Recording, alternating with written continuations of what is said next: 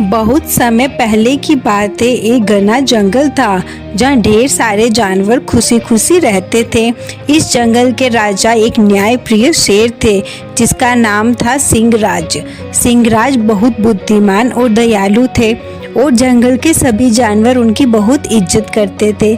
सिंहराज ने अपने राज्य में शांति बनाए रखने के लिए एक नियम बनाया था कि जंगल में कोई भी जानवर बिना वजह किसी दूसरे जानवर को नुकसान नहीं पहुंचाएगा। यदि कोई भी इस नियम का उल्लंघन करेगा तो उसे सिंहराज के न्यायालय में सजा दी जाएगी। एक दिन जंगल में एक बड़ी समस्या खड़ी हो गई।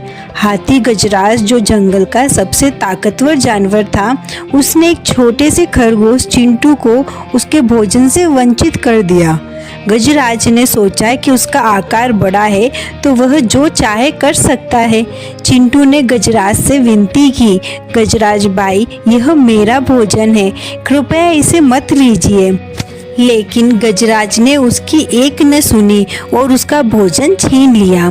चिंटू ने अपने दोस्तों से सलाह ली और उन्हें बताया कि गजराज ने उसका भोजन छीन लिया। सभी दोस्तों ने चिंटू को सुझाव दिया कि उसे सिंहराज के पास जाकर न्याय मांगना चाहिए। इसलिए चिंटू सिंहराज के पास पहुंचा और अपनी समस्या बताई। सिंहराज ने चिंटू की बात ध्यान से सुनी और गजराज को अपने न्यायालय में बुलाया।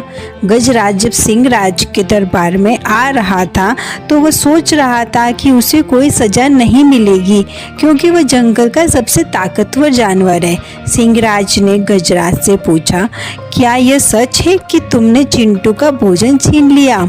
गजराज ने थोड़ी झिझक के बाद कहा, हाँ, मैंने उसका भोजन ले लिया था। सिंहराज ने गंभीर आवाज में कहा, इस जंगल का नियम है कि कोई भी किसी को बिना वजह नुकसान नहीं पहुंचा सकता। यह जंगल सभी के लिए समान है, चाहे वो बड़ा हो या छोटा। गजराज, तुम्हें चिंटू से माफ़ी मांगनी होगी और उसे उसका भोजन वापस करना होगा। गजराज को ये सुनकर बहुत शर्मिंदगी महसूस हुई। उसने तुरंत चिंटू से माफ़ी मांगी और उसका भोजन वापस कर दिया। उसके बाद सिंहराज ने सभी जानवरों को एक सीख दी। इस जंगल के सभी जानवरों को एक दूसरे का सम्मान करना चाहिए। ताकतवर होना अच्छा है लेकिन ताकत का दुरुपयोग नहीं करना चाहिए।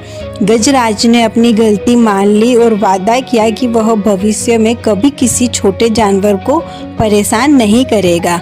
सिंहराज ने उसकी सच्चाई और पश्चाताप को देखकर उसे माफ़ कर दिया। उस दिन के बाद जंगल में शांति बनी रही। सभी जानवर एक दूसरे की मदद करने लगे और जंगल फिर से खुशहाल हो गया। इस कहानी से हमें सीख मिलती है कि ताकतवर होना महत्वपूर्ण नहीं है, बल्कि अपनी ताकत का सही उपयोग करना और दूसरों का सम्मान करना सबसे महत्वपूर्ण है। Thank you. लाइक करो, सब्सक्राइब करो।